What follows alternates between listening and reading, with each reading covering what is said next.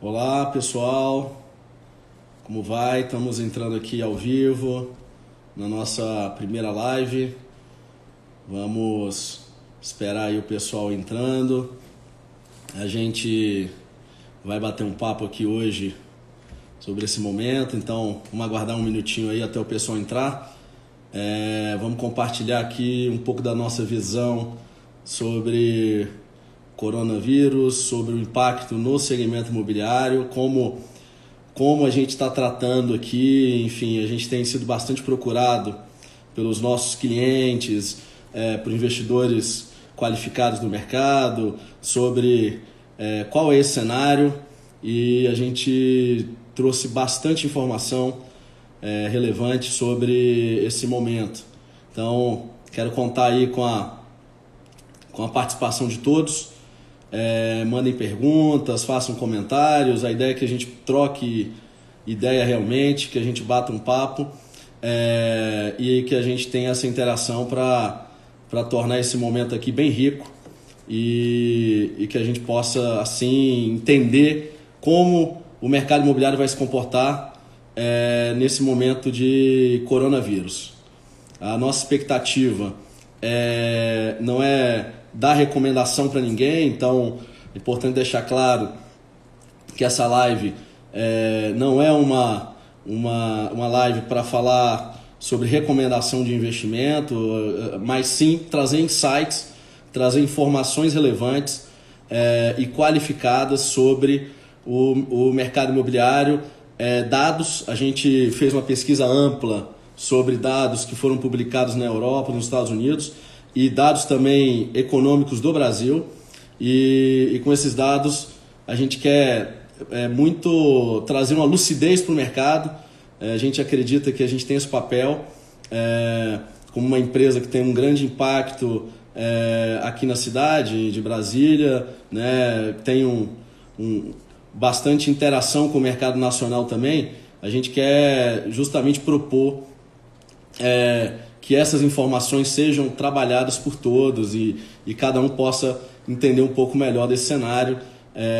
Um cenário que pegou todo mundo de surpresa, que veio lá do outro lado do mundo.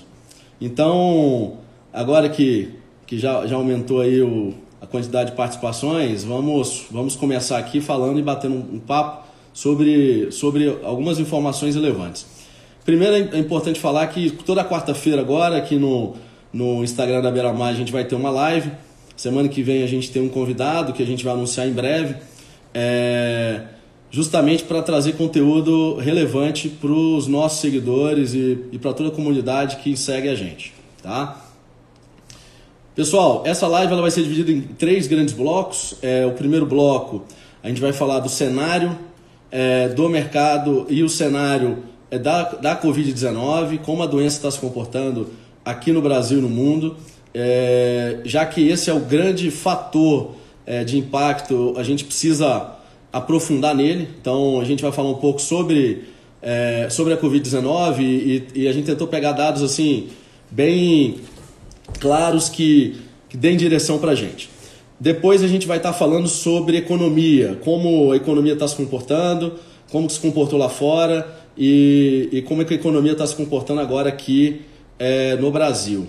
E no final a gente vai juntar Covid-19, economia e mercado imobiliário. Eu acho que assim a gente vai ter um cenário bem amplo para a gente poder bater esse papo, trocar ideia e ter um cenário mais claro desse momento, né? Como eu falei no início, para quem está entrando agora, o nosso objetivo é trazer um pouco de lucidez para o mercado nesse momento aí de tanta euforia, né? E também um pouco de pânico, né? Todo mundo muito preocupado com o que está acontecendo. Então, eu vou convidar vocês para a gente seguir com essas informações.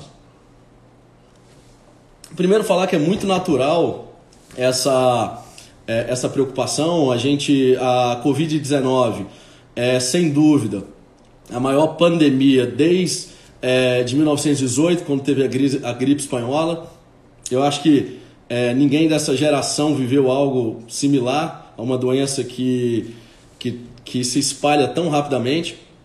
E a gente foi dar uma olhada aí nos relatos históricos e entendemos aí sobre a gripe espanhola que aconteceu em 1918, né? foi a maior pandemia antes da Covid-19, e essa gripe afetou e infectou mais de 500 milhões de pessoas. Então, foi algo muito sério, de uma proporção inimaginável, e tiveram, na época, os relatos históricos contam de que aproximadamente 50 milhões de pessoas morreram. Por que é importante a gente entender a diferença dessas duas gripes, né? A gripe espanhola, ela matou muito por desnutrição e por falta de higiene, né? Acho que era outro momento do mundo. Esses dois pontos fizeram com que as infecções bacterianas se alastrassem e acabassem matando mais do que a própria gripe. Então, acho que é bom a gente entender um pouco da história, do que aconteceu lá no passado, para a gente também entender qual que é o nosso cenário de hoje, de uma gripe que se espalha muito rápido, mas que a gente vive num mundo com muito mais higiene, e tem o ponto aí da desnutrição que a gente tem que tomar cuidado como que isso vai impactar agora no mundo. E o coronavírus é algo muito novo, né? Então, na mídia, aí, todo mundo falando o tempo todo do novo coronavírus. O coronavírus surgiu aí no final do ano passado na cidade de Wuhan, na China, e começou a se espalhar pelo mundo. O país aí logo mais afetado foi a Itália, né? A Itália tem um cenário de concentração da doença, concentração numa região da Itália, e essa região realmente está sofrendo bastante. Já no Brasil, a gente vai falar daqui mais um pouquinho para frente, a situação é um pouco diferente. No Brasil, a Covid-19 ela está espalhada pelo país, né, com focos muito pequenos, e com uma concentração mais no estado de São Paulo, e mais especificamente na cidade de São Paulo. Alguns dados são importantes, e eu gostaria de discutir com vocês para a gente ter consciência do que vai acontecer daqui para frente.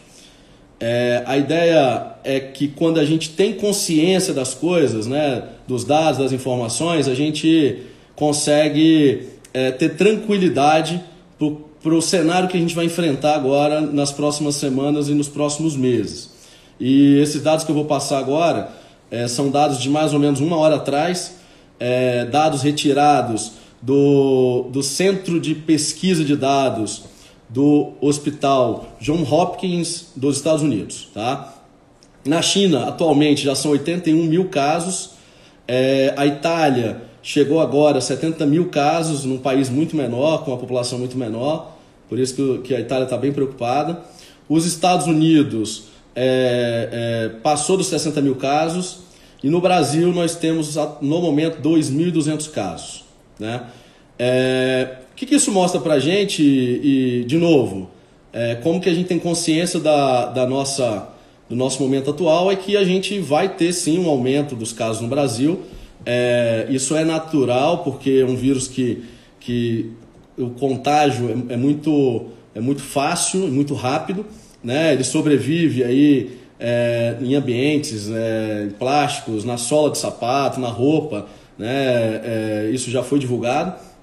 Então a gente precisa ter consciência disso. No Brasil, como foi declarado agora pelo ministro da Saúde, Mandetta, a expectativa é que agora em abril chegue a 10, 12 mil casos, né? E é importante a gente saber e ter consciência que realmente o número vai subir. E aí tem uma discussão que a gente tem observado muito, acompanhado na mídia, de caminhos para o combate, né, da doença. A gente tem visto aí vários países tomando decisões, alguns diferentes, com resultados diferentes, e o que tem sido comum, pelo menos no início, é um isolamento, né, um lockdown, como se fala em inglês, para diminuir a curva do crescimento da doença. Nós estamos falando de Brasília, né? Eu estou vendo aí aqui que tem gente do Brasil todo, algumas pessoas de fora de Brasília, mas em Brasília foi instituído um decreto pelo governador, onde a cidade está praticamente toda fechada durante 15 dias, até o dia 5 de abril, né? Com exceção aí de algumas atividades econômicas, né, básicas, como supermercados, farmácias. Chegou aqui a ser instituído também estande de vendas em determinado momento, material de construção, as construções não pararam em Brasília, mas cada cidade está com um cenário um pouco diferente, né? De qualquer forma, sim, a gente tem visto e entende que é importante esse lockdown inicial para diminuir essa curva de crescimento, mas a gente também sabe que a quarentena ela tem riscos, ela traz riscos econômicos, né? E o que a gente tem visto bastante são especialistas que têm defendido um equilíbrio entre o combate à doença e uma preocupação também com a subsistência, a sobrevivência das pessoas. Esse é o ponto que talvez a gente discuta aqui um pouquinho hoje, cenários para que isso tenha um equilíbrio. A gente precisa desse equilíbrio para que o impacto não seja muito maior do que a própria doença na economia, no desemprego. Então, a princípio, a gente não sabe realmente quanto tempo essa quarentena vai durar, a gente tem visto movimentos aí diversos, mas eu vou trazer aqui algumas informações que mostram ou sinalizam para a gente um pouco do que pode acontecer daqui para frente, tá? Então, quando a gente está falando de crise, pessoal, a gente está falando de uma crise causada por um vírus, né, que traz medo, euforia, e eu diria até que pânico. E eu queria aqui deixar algum insight para a gente, logo nesse início, fazer uma reflexão sobre crise. Qualquer crise ela tem alguns elementos que são comuns. E assim, de novo, a gente quer trazer reflexão para dar consciência e para diminuir um pouco o pânico e um pouco da euforia que a gente está percebendo no mercado. Toda crise, a boa notícia é que ela tem prazo para acabar. A gente não sabe falar quanto tempo a crise do coronavírus vai demorar. A gente espera que não seja muito longo. Alguns dados mostram que pode ser que seja realmente uma crise intensa de alguns meses, mas a gente sabe que ela vai acabar. Então, essa é uma reflexão de como a gente vai se comportar até ela acabar, tá? Outro ponto toda crise gera oportunidade. Quais são as oportunidades dessa crise? No mercado imobiliário, com certeza, vão ter muitas oportunidades. Lá no final a gente vai falar um pouco de quais são e do que pode acontecer, mas fique de olho nas oportunidades. Se você é do mercado imobiliário, atua no mercado, vão ter oportunidades, novos produtos. A gente está vendo empresas super tradicionais tendo que ser digitais, atuando de forma digital e remota. A gente está vendo um movimento no mercado imobiliário que a gente não via, de grande parte forçada por uma questão de saúde, né? Segundo ponto, né, além das oportunidades, toda crise gera aprendizados. O que a gente pode aprender com essa crise? Então, aqui na Beira Mar a gente já aprendeu bastante coisa, estamos colocando bastante coisa em prática. Então, essa é uma reflexão que eu queria trazer para vocês. E, por último, toda crise tem uma solução. E, às vezes, a gente fica muito focado no problema, mas a gente tem que buscar soluções, né? Então, seja na nossa atuação no mercado, seja com relação aos nossos investimentos no segmento, né? Se você é proprietário de imóvel, né? Se você é inquilino, enfim, tem solução. E tem uma solução, no caso dessa, para essa doença. A gente já tem visto aí relatos de testes que podem indicar uma solução para o coronavírus em breve. Vários cientistas estudando vacinas.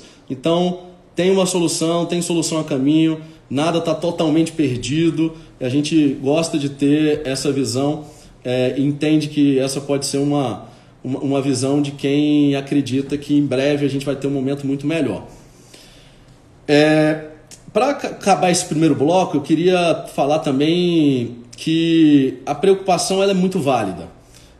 A gente tem uma doença muito séria, né? O contágio é muito sério, a gente realmente tem que tomar todas as precauções. a gente acredita que principalmente o grupo de risco precisa de isolamento, né? Então, pessoas acima de 60 anos, pessoas com doenças pré-existentes, a gente acredita no isolamento para esse grupo de pessoas. A gente tem que cuidar das pessoas que a gente ama, dos pais, avós, enfim. Esse isolamento ele é necessário. Então, a crise não é por acaso, a questão da saúde ela é fundamental e está em primeiro lugar. Eu queria colocar isso como plano de fundo para tudo que a gente vai discutir agora sobre economia, sobre investimento, sobre segmento imobiliário, sobre construção civil. Tá? A gente acredita sim e a gente é defensor da vida. A saúde sim em primeiro lugar, tá bom? Falamos então um pouco das soluções, falamos um pouco da questão de isolamento.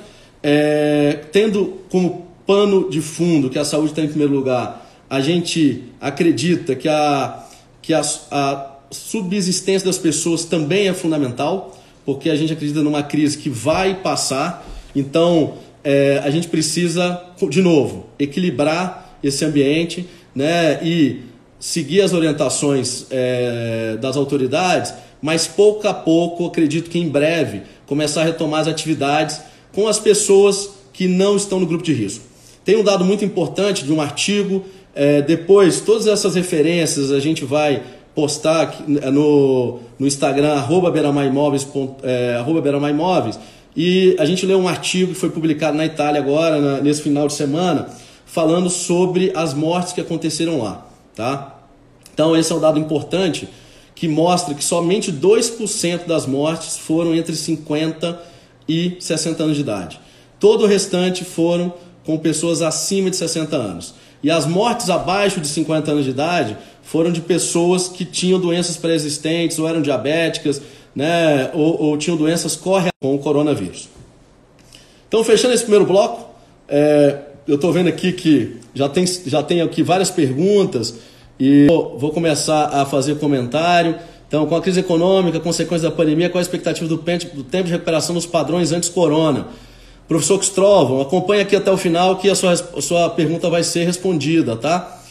Gratidão, generosidade, Pedro, compartilhando conhecimento. Obrigado, Vera Matiaso aí, que é referência no mercado imobiliário lá do interior de São Paulo. Obrigado por acompanhar. O que vai acontecer com os contratos de locação? Dar desconto, isentar? No final a gente também vai falar sobre isso. Como o Covid afeta o mercado imobiliário? Rafael Ximenes aqui do segmento aqui, empreendedor imobiliário em Brasília. Vamos falar um pouquinho disso então. Eu vou entrar agora um pouco na economia, para daqui a pouco a gente falar sobre segmento imobiliário, impactos e tudo mais. A economia, a gente... eu vou aqui separar em 3 blocos falando da economia. O que acontecia antes do coronavírus? Então, como é que foi a economia no momento pré-coronavírus? O que está acontecendo agora e alguns cenários para o momento pós-coronavírus, tá? Primeiro, com a crise afetando tanto, com o lockdown, a economia sendo paralisada de uma forma brusca, os governos dos estados, né, dos países precisam movimentar a economia.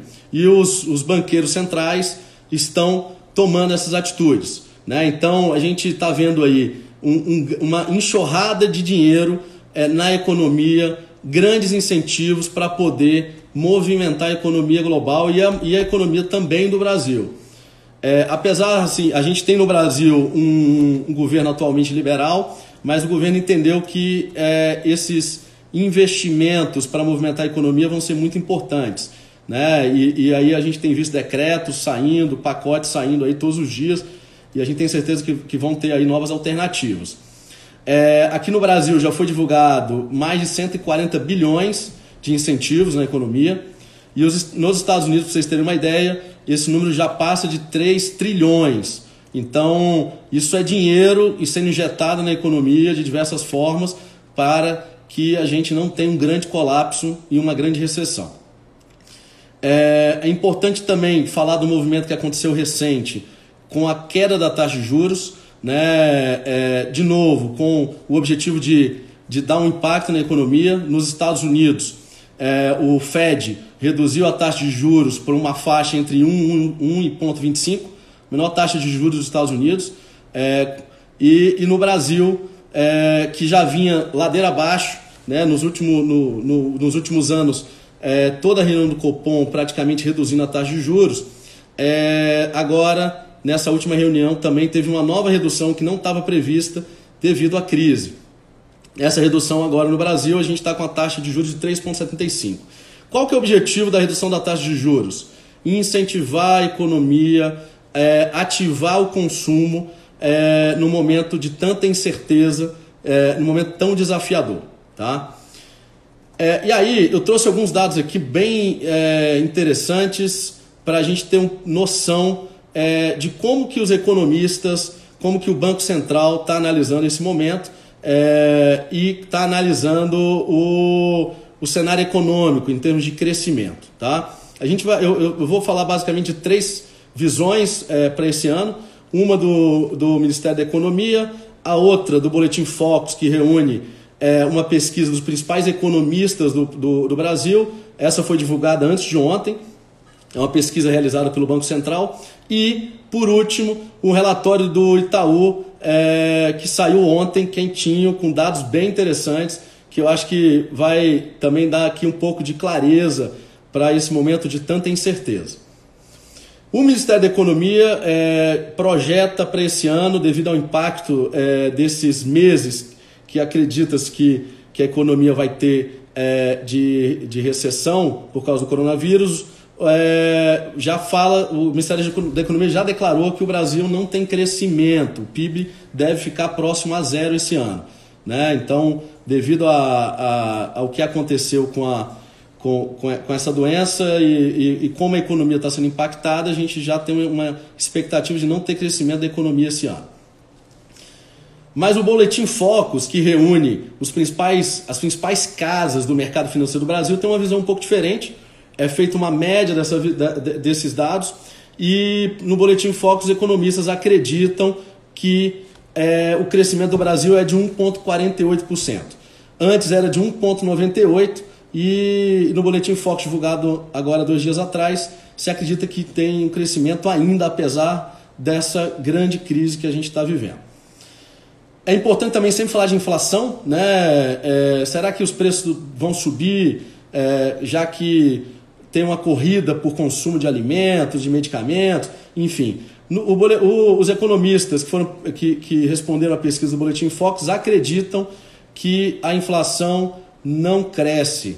Né? Em média, a inflação deve se manter por volta de 2,9% esse ano, o que indica que a gente vai estar dentro do centro da meta da inflação prevista pelo Ministério da Economia, o que é uma boa notícia.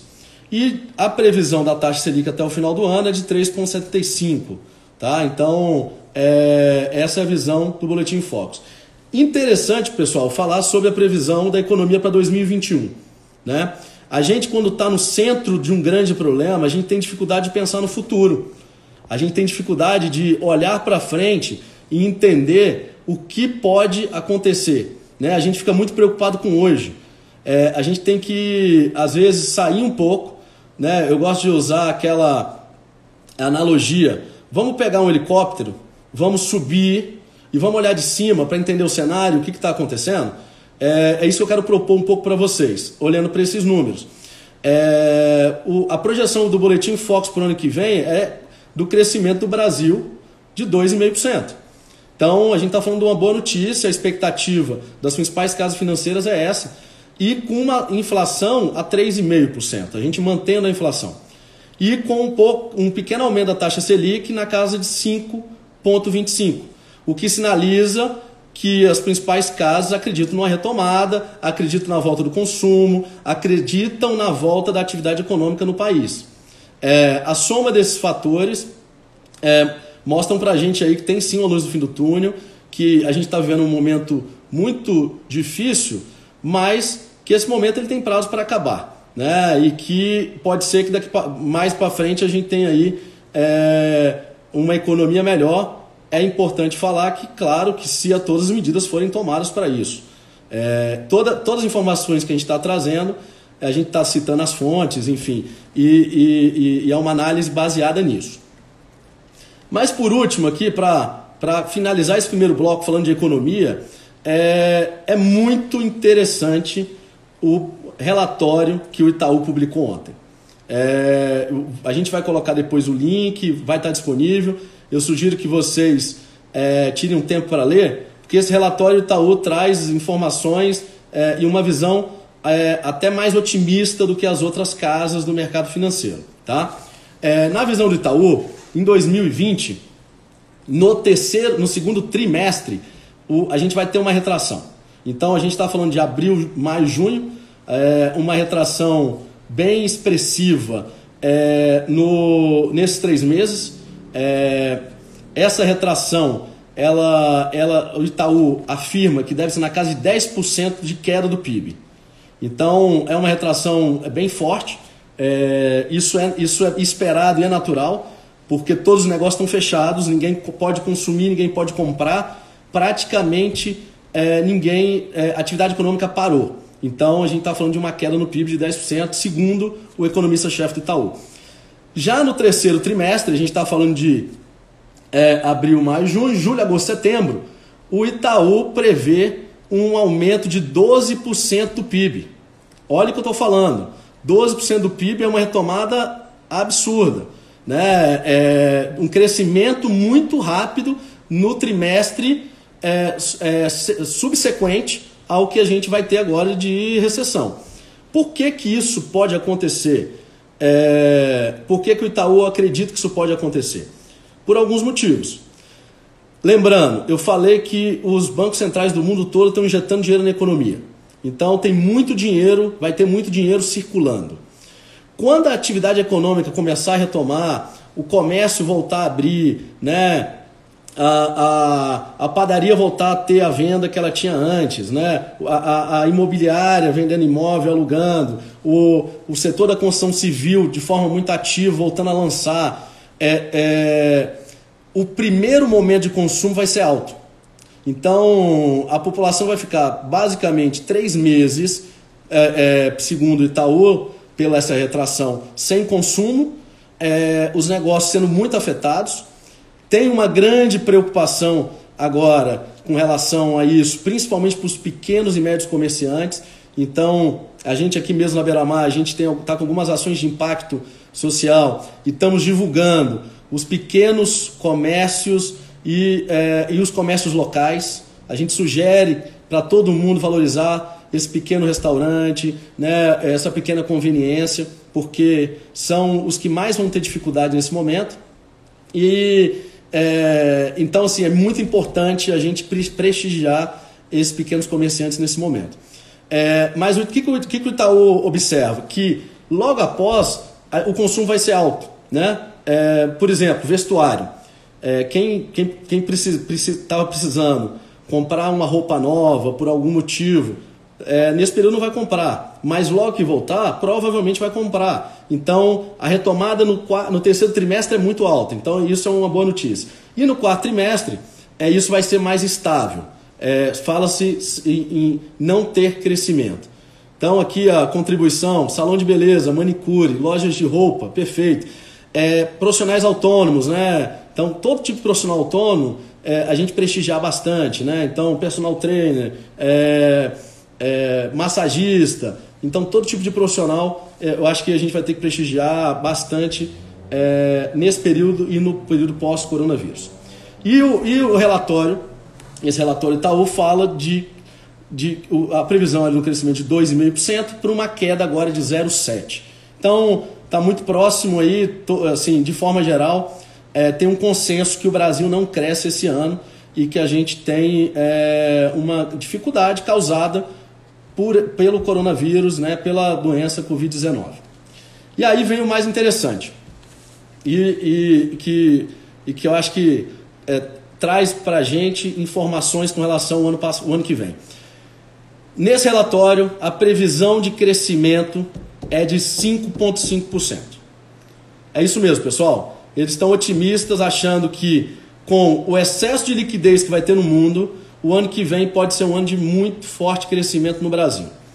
E tem um outro elemento que agora no final a gente vai reforçar bastante, que lembrem-se como a gente estava até um mês atrás. O que era o Brasil um mês atrás? Né? A gente estava falando de um Brasil que cresce, de um Brasil com todo mundo com boa expectativa, né? Todo segmento com crescimento, é o início de uma retomada. E essa é um pouco das bases que a gente tem. Então, por isso que a gente analisa que o Itaú colocou esse crescimento. Antes do coronavírus, esse relatório indicava 3%, agora com 5,5% para o ano que vem. Então, a economia retoma com força. E eles colocaram uma frase lá no relatório muito interessante. Apesar de brutal, o choque é transitório e com respostas adequadas a recuperação deve ser acelerada. Tá? Então, apesar de brutal, o mercado pode voltar de forma acelerada. Agora, é claro que isso depende de vários fatores, né? Depende do controle da doença, depende de que esse momento de lockdown não se estenda tanto, né? Se estender demais é preocupante, porque aí os negócios realmente entram numa situação irreversível, o nível de desemprego aumenta muito, né? Todos esses dados são baseados em cenários que se acredita que vão acontecer. Tá? E agora entrando já na fase final, para a gente poder falar um pouco das perguntas, a gente vai falar sobre o mercado imobiliário. Tá bom, falamos da Covid-19, falamos da questão da economia e o mercado imobiliário. Primeiro eu quero falar que o mercado imobiliário ele é regional. A gente está falando de Brasília, né? Tem gente do Brasil todo aqui com a gente no Instagram da Beira-Mar, mas a gente tem alguns dados que eu vou dar que só servem para Brasília, outros que servem com certeza para o Brasil todo. E aí acho que cada um tem muita noção do que está acontecendo na sua região. Segundo ponto, quando a gente fala de mercado imobiliário, a gente fala de ciclos longos. Nada que se faz no mercado imobiliário é de ciclo curto, né? Uma incorporação, uma construção, o mercado imobiliário ao longo dos anos, ele a gente costuma falar que é uma senoide, né? Onde tem ciclos de alta e de queda, e a gente estava justamente no início de uma recuperação. Então, a gente está falando de um ciclo que o mercado imobiliário está vivendo. E que qualquer investimento que se faça não faz sentido se falar de curto prazo. Para qualquer investimento, a gente tem que ter visão de longo prazo. Então, acho que esses fatores, mercado imobiliário local, visão de longo prazo e que a gente tem que entender em que momento do ciclo a gente está, eu acho que ele responde muitas perguntas sobre: é hora de comprar imóvel? Vale a pena comprar? O que vai acontecer? Eu vou perder dinheiro se eu comprar agora? Vale a pena vender? Eu acho que isso já quebra um pouco dessa questão quando a gente tem visão de longo prazo. Perfeito? E aí, de novo, como que era o mundo pré-coronavírus? O que acontecia com o mercado imobiliário pré-coronavírus? Primeiro, crédito abundante. A gente viu com a queda da taxa de juros muito crédito para o setor imobiliário, impulsionando o setor, o aumento e impulsionando a demanda. Algumas regiões com preço subindo. Então, assim, e eu estou falando de curto prazo, de 30 dias atrás, de 20 dias atrás. Né? Estou falando do que estava acontecendo agora há 2, 3 semanas, quando a gente não falava de coronavírus no Brasil. Demanda estava crescente por imóveis. O volume de lançamentos crescendo no Brasil todo. Terrenos sendo comprados pelas incorporadoras. A gente viu várias incorporadoras, eu lembro aqui pelo menos de 3, 4 ou 5, indo buscar recursos na Bolsa de Valores. Os investidores animados em investir em empresas de capital aberto no segmento imobiliário. Então isso mostra todo o cenário que a gente está vivendo até há pouquíssimos meses atrás. Tá? Então a gente estava falando de crescimento, de retomada, baixa taxa de juros, crédito, a Caixa Econômica. Eu tive a oportunidade de participar agora no início do ano da cerimônia que a Caixa anunciou de forma inédita um financiamento com correção pelo IPCA, algo nunca pensado antes. né, com taxa de juros de 2,9%. Então era esse o mercado imobiliário pré-coronavírus. E aí, pessoal, é importante também a gente falar de dados. São Paulo cresceu ano passado 55% o número de lançamentos. Eu posso falar de Brasília, dados da Beira-Mar, que a gente pode abrir e compartilhar com vocês. O nosso volume de vendas de janeiro e fevereiro teve em média de crescimento, tanto de imóveis prontos como de imóveis de lançamentos, um crescimento médio de 44%. Então a gente está falando de um crescimento muito forte nos 2 primeiros meses desse ano. Então, por que falar disso? Porque quando a gente entra numa crise, parece que a gente esquece um pouco do que a gente estava vivendo, né? O que estava acontecendo agora até 2 semanas atrás. É muita notícia ruim que a gente está sendo bombardeado. E falar um outro ponto. A gente teve nos últimos 3 anos crescimento do PIB contra 6 anos sem crescimento. É verdade que foi um crescimento bem tímido, né? A expectativa de crescimento esse ano era maior, mas foi de crescimento. Tá? Foi um outro estudo que a gente teve acesso, que a gente vai compartilhar, é um estudo da Moody's. A Moody's é uma das maiores agências de classificação de risco do mundo. E a Moody's fez um estudo que chama Global COVID-19 Heat Map, que é um mapa de calor global sobre o impacto do coronavírus nos diversos segmentos da economia. E isso eu acho que é um ponto importante para compartilhar com vocês. Eles colocam lá a exposição mais acentuada, quais setores mais expostos. Primeiro, setor de consumo, turismo, hotelaria e companhias aéreas. A gente está vendo esses setores vivendo momentos dramáticos, duramente impactados, né? São os setores mais expostos. Depois eles classificam como os setores que têm exposição moderada. Tá? Quais setores com exposição moderada? Setor de óleo e gás, setor de mídia. O que tem muita empresa fazendo? Muita empresa nesse momento que não vai vender, corta comunicação, corta anúncio. Então o setor de mídia está sendo impactado também. E o setor de agricultura, na visão da Moody's, também tem uma exposição média. E tem alguns setores que têm uma baixa exposição ao que está acontecendo agora.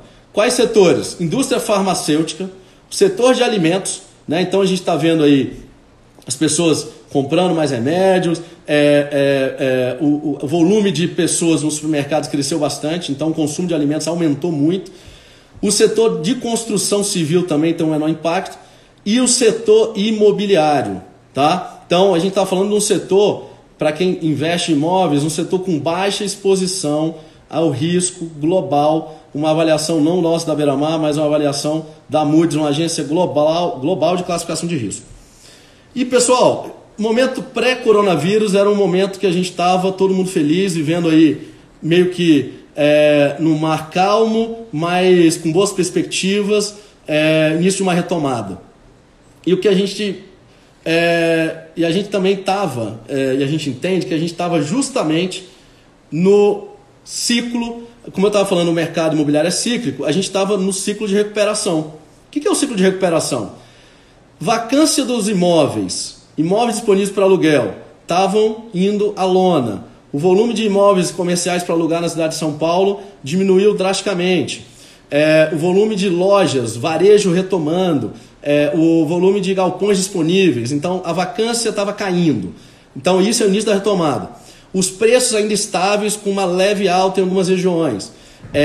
A demanda, o volume de compra de imóveis subindo. O volume de novas construções subindo. Isso demonstra que a gente estava no momento de retomada, ok? O que a gente está agora vivendo? A gente falou um pouco do pré-coronavírus, que é esse momento de retomada, mercado aquecido. E agora, coronavírus. A gente entrou tem basicamente 1, 2 semanas no Brasil. O que está acontecendo? A gente está vendo uma preocupação, não, uma retração. As pessoas, claro que preocupadas.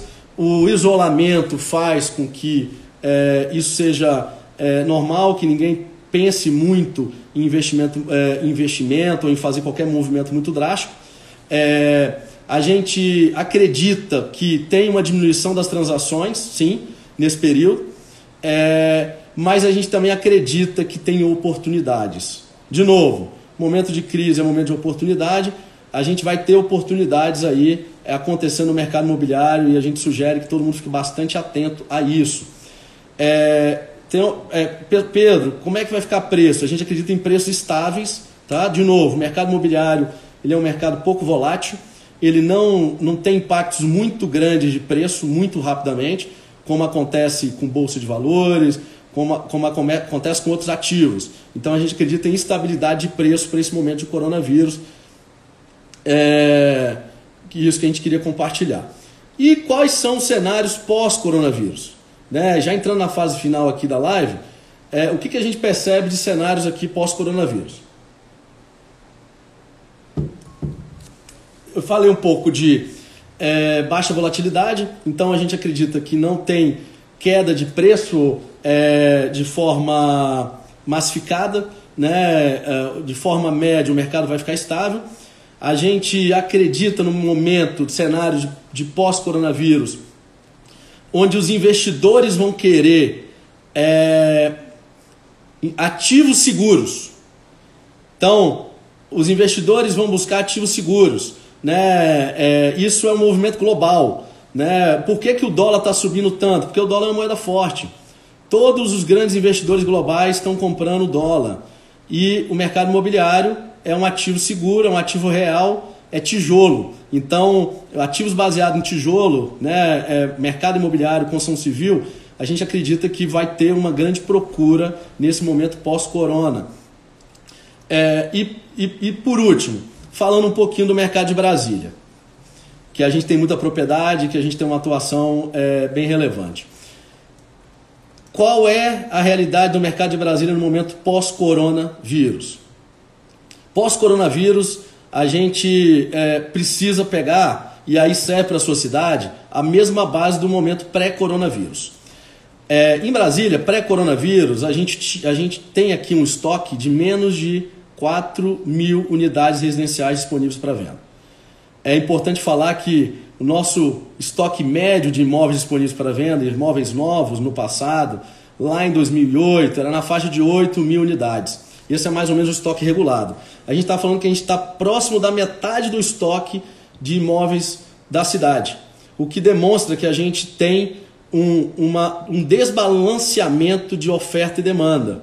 Quando isso acontece, tem uma tendência, uma possibilidade de alta dos preços. A gente já começou a ver esse movimento aqui. Antes do coronavírus, a gente já viu retomada de preço no Noroeste, a gente viu retomada de preço em Águas Claras. De forma média, o preço de Brasília voltou a subir. E isso também acontece e se reflete em outras capitais do Brasil. Brasília também é a segunda capital que tem maior crescimento populacional. A gente tem aqui, além da migração, por causa de pessoas que vêm trabalhar no governo ou empresas relacionadas ao governo, a gente também tem um crescimento vegetativo. Então, aumento de demanda por imóvel. Então, o que isso demonstra para a gente? Rafael aqui acabou de comentar, a oferta é menor do que a demanda. Quando a oferta é menor que a demanda, tem perspectiva de valorização. A gente acredita claramente nisso, a gente tem muitos dados e análises para entender que o segmento em Brasília estava em crescimento e que, passada essa crise, a médio prazo é de crescimento, é de retomada. O volume de lançamentos no ano passado já teve um crescimento substancial. Esse ano a previsão é de crescimento também. Então, esses dados demonstram para a gente que a gente tem boas perspectivas passada essa crise. Tá? E aí eu queria deixar aqui uma reflexão final antes de responder algumas perguntas. Primeiro, é momento sim de cuidar da saúde, principalmente os grupos de risco. Né? Assim, a gente acredita que o isolamento do grupo de risco sim é necessário, mas que é importante uma retomada das atividades pouco a pouco, de todos os negócios, para que o nível de desemprego não se acentue. Segundo, é momento de ter tranquilidade. Eu acho que o nosso papel e o que a gente quis trazer para vocês hoje, nesse bate-papo, foi tem dados que mostram que se a gente tiver um pouco de calma, a gente vai passar por esse momento. Então, é momento sim de buscar soluções para passar por esse momento de forma tranquila, mas tem luz no fim do túnel. tem expectativa de um futuro melhor daqui para frente, se Deus quiser, e eu acredito que Deus vai nos ajudar, tá? Então eu vou responder aqui agora algumas perguntas, assim, a gente acabando um pouco dessa exposição. A gente anotou aqui do lado algumas perguntas. Vamos lá. A gente teve aqui hoje mais de quase 100 participantes aqui nos dois canais. Eu estou compartilhando também no meu, então obrigado pessoal por estar acompanhando. Como ficam os contratos de locação? Tem desconto com isenção? Pessoal, a gente tem aqui sempre uma máxima, que é o que a gente acredita que funciona. A melhor coisa no momento como esse é o bom senso. É o diálogo, é a negociação, né? Então, tem negócios que são duramente afetados pelo lockdown, pelo isolamento, pelo confinamento, pelos decretos que estão acontecendo por todo o Brasil? Tem. O que a gente acha o melhor caminho? Negociar, né? Qual é a negociação? Acho que cada caso é um caso, mas a negociação sim existe e a negociação sempre é válida. O mercado imobiliário vive de negociação, então eu acho que a gente tem que estar aberto a conversar, entender. Um bom proprietário não quer perder o seu inquilino, quer que seu inquilino se mantenha vivo, e o bom inquilino também sabe que o proprietário precisa daquele pagamento para poder rentabilizar o seu investimento. É importante falar que tem proprietários, né, que a gente tem vários na Beira-Mar, que vivem basicamente do aluguel que recebem, né? Então, esse equilíbrio é sempre o melhor caminho. Qual a expectativa do tempo para a retomada da economia, levando em consideração o ritmo que a economia estava antes do coronavírus? Eu acho que eu respondi isso, é difícil falar em prazo, mas tem um dado interessante que eu não falei. A cidade de Wuhan, na China, começou o foco em dezembro, e na semana passada, na verdade 3 dias atrás, eles já anunciaram que voltaram a abrir o comércio e a cidade está voltando à normalidade. Se aqui a gente tiver o mesmo período, a gente está falando de mais ou menos 3 meses de um período mais forte e de mais dificuldade. Mas isso eu acho que ninguém consegue afirmar com certeza, né? A gente vai ter que ver aí um dia após o outro como que as coisas vão se comportar. Outra pergunta aqui, já falei muito aqui como o Covid afeta o mercado imobiliário, afeta sem dúvida no volume de negociações durante esse período, afeta na insegurança do cliente. Então, assim, afeta de diversas formas. Eu acho que a gente falou bastante disso na live. Os processos de financiamento vão atrasar? Eu acredito que pode ter sim algumas intercorrências, mas eu participei de uma reunião agora no domingo, que foi aberta para muitas pessoas com o presidente da Caixa, e a Caixa está com um trabalho hercúleo aí para que os financiamentos não parem, né? Os cartórios, hoje teve uma declaração do Alan Guerra, que é o presidente da Noreg, que é a Associação dos Notários, dos tabeliões, falando que os cartórios estão se movimentando para fazer o processo digital. Então, todo mundo está se movimentando para o digital. Tem espaço para cair mais a taxa de juros aqui do Felipe Costa? A gente acredita que pode sim ser que caia, vai depender muito de como a economia vai reagir, né? A taxa de juros é o remédio que o Banco Central tem para incentivar a economia e para dar um choque na economia. Então vai depender muito de como a economia vai reagir, né? Mas eu acho que a gente já está num nível muito baixo, o mais baixo da história. Os preços de locação, como ficam? De novo, depende de se é locação comercial ou locação residencial. No caso da locação comercial, sem dúvida, tem algum impacto. A gente tem visto 2 tipos de renegociação, um de desconto e o outro de parcelamento do valor mais para frente durante esse período de dificuldade das empresas.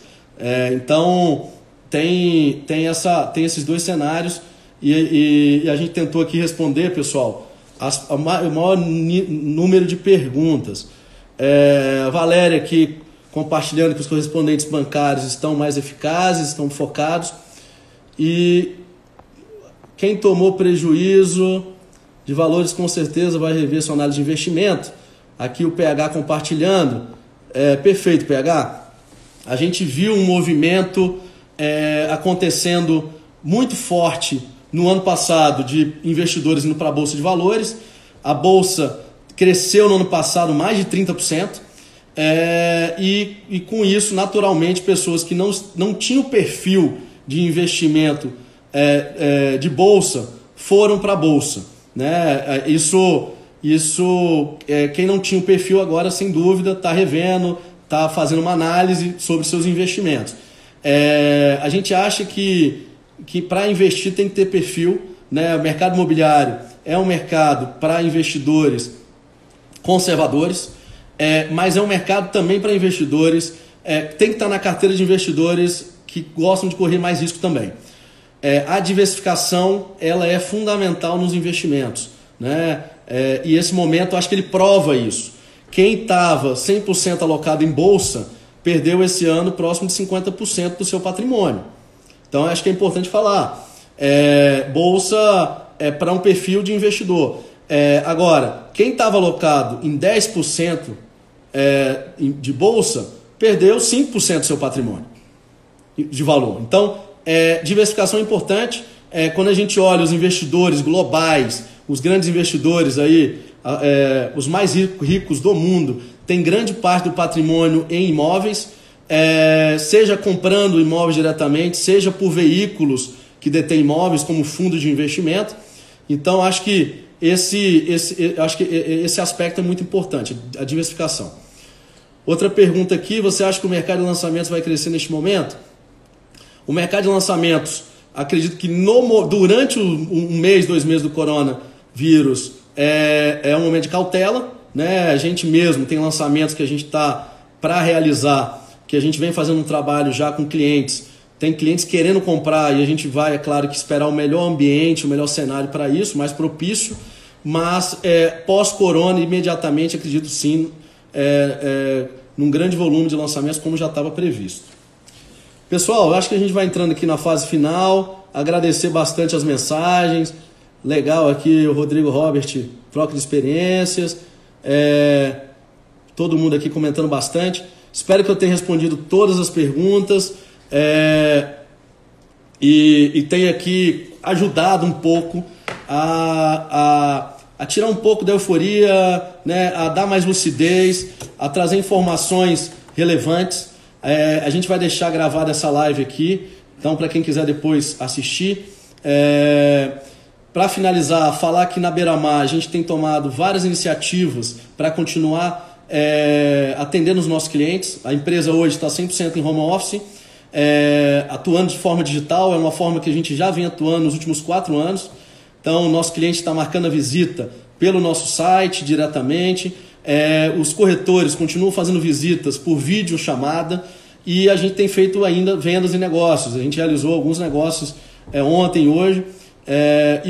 A gente tem um papel social de entregar a melhor experiência na moradia e a gente quer convidar todos os mercados imobiliários que estão seguindo a gente para isso. A gente tem um papel de impacto muito importante na sociedade. E por último, estamos aqui divulgando agora 2 ações importantes de impacto e de apoio para a sociedade nesse momento. O primeiro, já falei, a gente está divulgando em todos os nossos canais, a gente tem hoje mais de 20 mil clientes ativos na nossa base, os pequenos comércios locais e apoiando esses pequenos comerciantes para que esses comerciantes possam vender mais durante esse momento.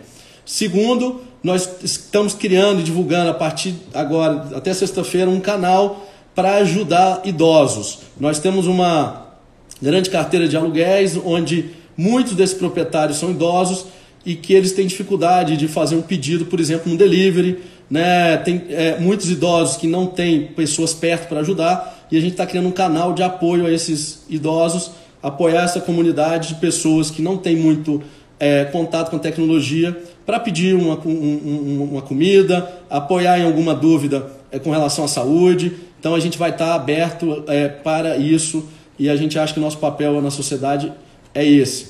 Então, muito obrigado, boa noite e nos vemos na quarta-feira que vem numa nova live, dessa vez com um convidado especial. Grande abraço!